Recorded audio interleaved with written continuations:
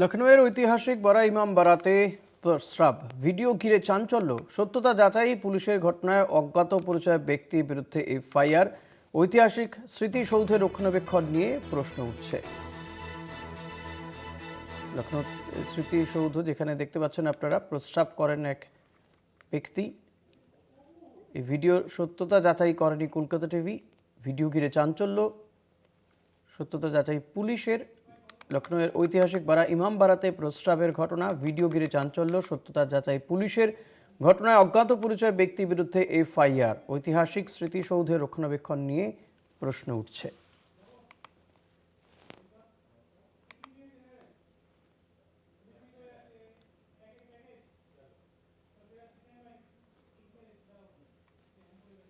লখনউয়ের ঘটনা এটি, বারা ইমামবাড়া স্মৃতিসৌধে।